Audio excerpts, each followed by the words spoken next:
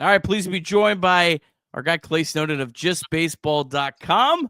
Talk a little Cincinnati Reds baseball. Clay, I believe you've been traveling the globe. How's life treating you, my friend?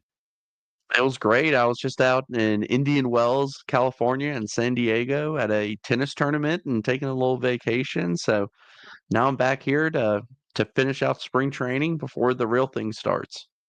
All right, good stuff. Well, Clay, today, Brady Singer, another really impressive start for him against the Rockies. Struck out 7 batters over 4 innings. Singer not known as a really high strikeout guy, but so far this spring, 2.35 ERA, has looked really good. What's kind of your thoughts on Singer here going into the season? I was excited when the Reds got him, and I actually thought that I was probably a little bit more excited than the average fan was, and that probably had more to do with Jonathan India leaving and um, than actually Brady Singer and what type of pitcher he is. But I love the idea of just getting a guy who is still young, but somewhat of a vet added to this rotation, a guy with a high baseline. And I think that's what he is. Now, if he's striking out more guys than what we expected, which again, spring training stats, do we have to say it again? Um, who knows? We'll see once he actually starts playing real games. But I'm excited for Brady Singer, and I think that he kind of gives a stabilizing force to this rotation that can be a little iffy with Ladola, that can be a little iffy with Abbott, and you know, insert these other names that have dealt with injury. Well, and shout out to Jonathan India as well. He's doing well this spring. He's hitting 333, 968 OPS for the Royals. I think that's a trade that honestly you could look up in September, and it was great for both sides because I don't think people realized, how much the Royals really kind of needed like an on base guy. I know everyone thinks the Reds offense was terrible in 2024, and you're like, how could a playoff team need a guy more than the Reds? But I think the Royals needed a guy like Jonathan India way more than the Reds did. They did not have a leadoff guy, really. And you think about the hitters that they have behind with Bobby Witt and Salvador Perez and Vinny Pasquantino, like they needed a leadoff guy. And I think India is a great fit for them. I think I saw today he has less than a 2% swing strike rate so far, I'm sorry, a whiff rate through the first few games this spring. So good for him. I want to see him do well. Like there isn't a team that probably has less like effect on the Cincinnati Reds than the Kansas City Royals. Like so, if you're gonna send him somewhere, just like send him to Kansas City. That's fine. Yeah. So yeah, I we'll see how that goes, but yeah, Indy also slotted to DH for the Royals. I think the way that we feel about Christian Encarnacion Strand and even Jeimer Candelario this spring makes it feel like we wouldn't really want to just have India be an everyday DH. Right. Right.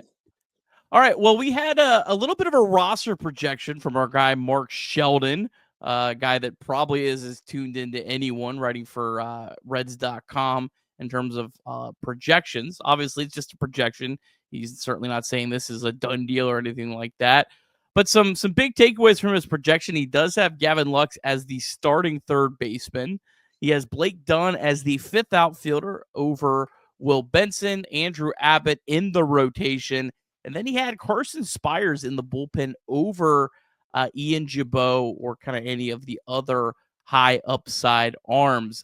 Clay, what's your kind of thoughts on this projection? Anything stand out to you? I don't love defensively Lux at third, but if Lux is hitting, I'm willing to sacrifice a little bit of defense. And I know you and I both value defense more than kind of the average fan or kind of what a lot of people seem to have valued more recently. And I would love if the Reds value defense a little bit more. But at the end of the day, if it means getting the best option in the lineup, if that's truly what it means, then okay, I'll take Lux at third. Dunn in the outfield is interesting to me because I kind of see Dunn and Fairchild as a similar type player now with Steer being injured. I guess they're going righty, righty there. And I do think Will Benson, as talented as he is, like I still think that he's striking out too much. There's still too big of a hole in his game. And like I've said with Marte, like I'm kind of in the same boat with Benson where I know the Reds are going to need them this year. Why not start in AAA? why not kind of ease into the season, build some confidence, see if you can't find a hot streak, find a stroke, and then when you get called up, you're coming up with confidence. We saw Benson have to get sent down due to struggles, and to me, let him play every single day, let him get his at bats. So I do like that projection, even if it is a little wonky, as I kind of see Fairchild and Dunn in a totally healthy roster going for the same spot.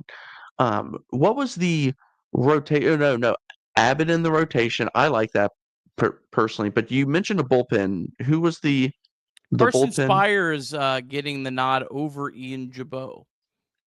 Going with a long man.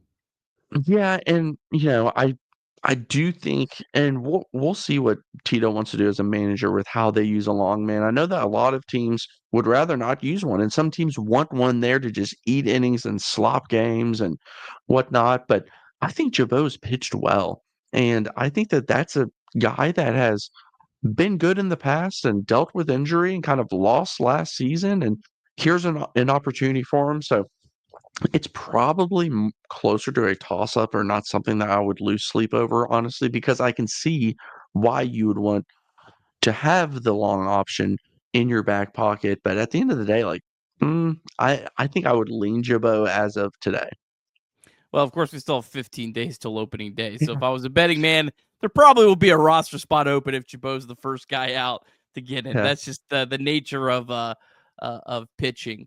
A little bit more on Will Benson. I think Will Benson not being on the opening day roster is less about him and more about Austin Hayes.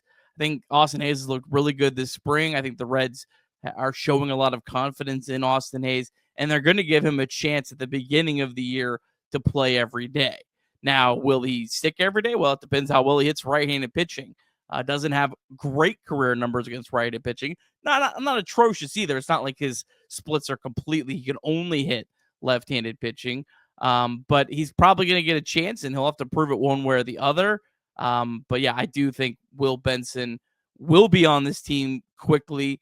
I think he will at some point get a starting job against right-handed pitching, and I'm pretty confident he'll be successful with that. Yeah, for me, I think I just love the Hayes signing. I've always been a fan of his. I've said it before. I think that he'll actually finish the year with the highest F4 of any outfielder on the Reds roster. I don't know if that's a hot take or not. It doesn't seem like it, but just wanted to put that out there. Now, I do think that Benson has a chance to be great. We've seen the tools flash. There's also, and I wrote an article about him. It's not just to plug my own work, but I don't remember the stats off the top of my head, but it was over a 45% whiff rate in zone, in the strike zone for pitches on the top third and bottom third of the zone last year. You cannot find much success in major league when all you can do is just hit middle. And that's where the majority of his career home runs have come, are middle. You're a platoon bat. Now, he does have the correct platoon side, right? He's a lefty. He's going to face a lot more righties. He's not the world's best fielder, but he's not bad. Now, he does provide speed and base running. So the idea, in theory, of we've got this power lefty off the bench who can also run the bases is always a good thing to have.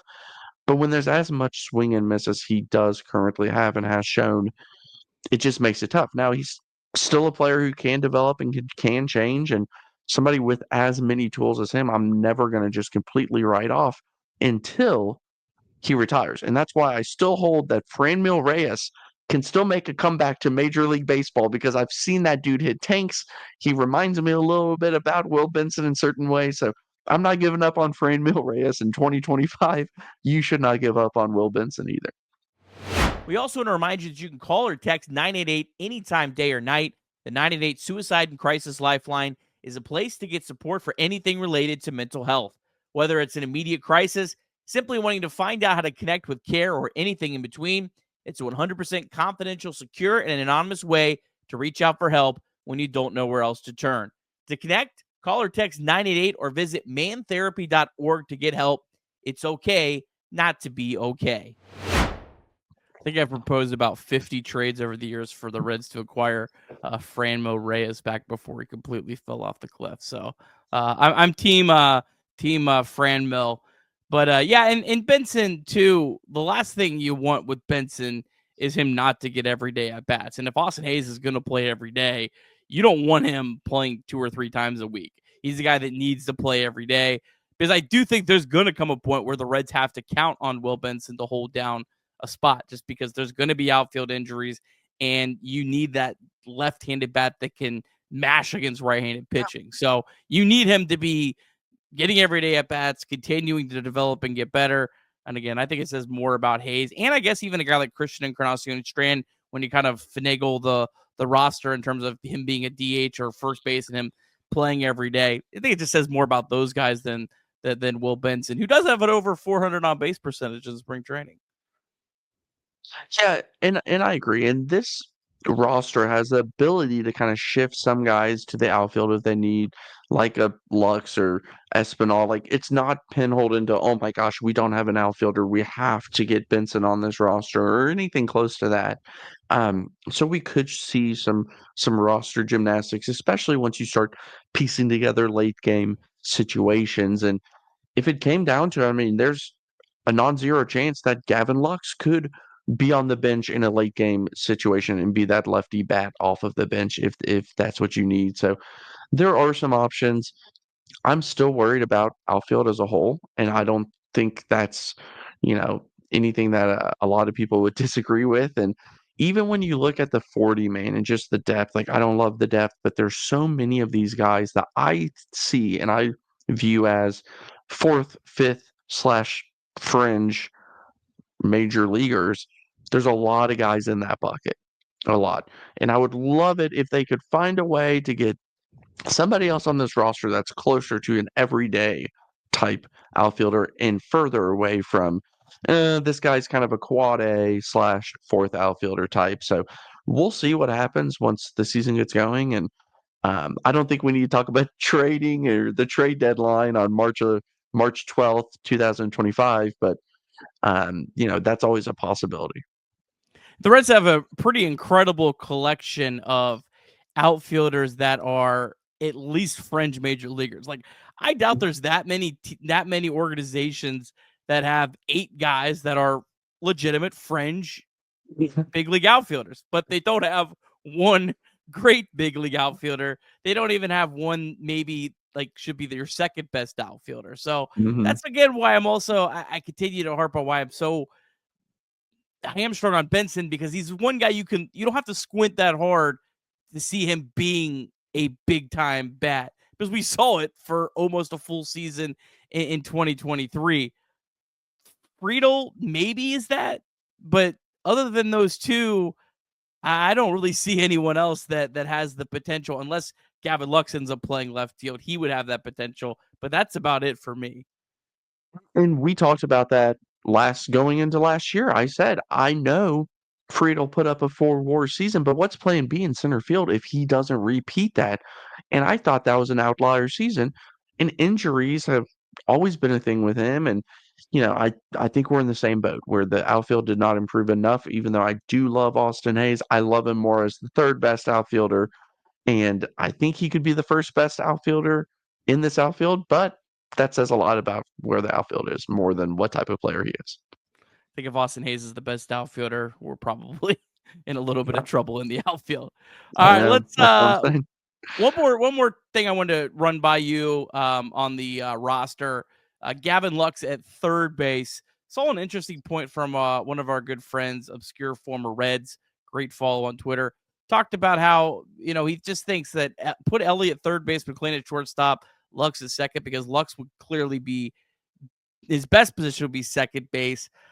I totally understand that point. I've heard that point from a lot of people, and I think it's a rational point. I'm not saying it's not, but for me, Elly De La Cruz is the better shortstop than Matt McLain. And I know you can say, McLain's got the better, floor. He can make all the routine plays.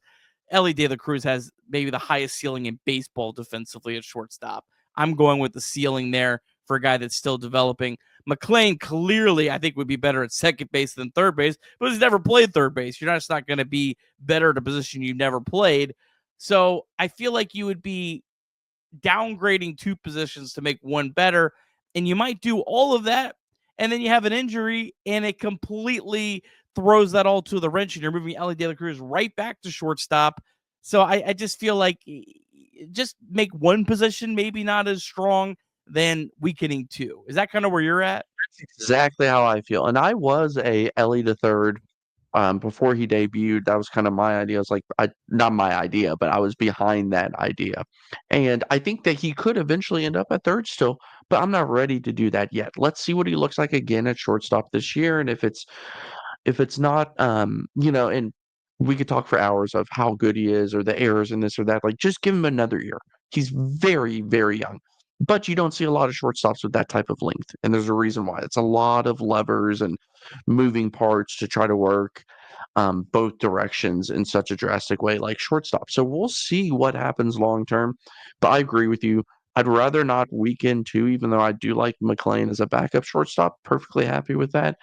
Like in theory, and if it got to that one day, fine. I don't think it would be a disaster, but I see where Ken's coming from as well. Like I get his thought process, and it does make sense. I'm just not ready yet to do that. Yeah. With you there. Last thing I wanted to run by you, some sad news. You know, it's always sad when a guy that was a number 2 overall pick just doesn't pan out. But Nick Senzel's baseball career in the major leagues is over at this point.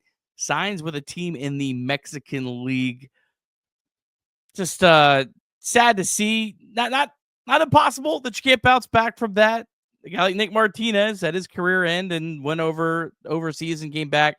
It's more likely that pitchers can kind of find themselves than hitters. But your thoughts on Nick Senzel? Yeah, and Frenchie Cordero is a guy who made it back to the majors this year, who was overseas, and it does happen.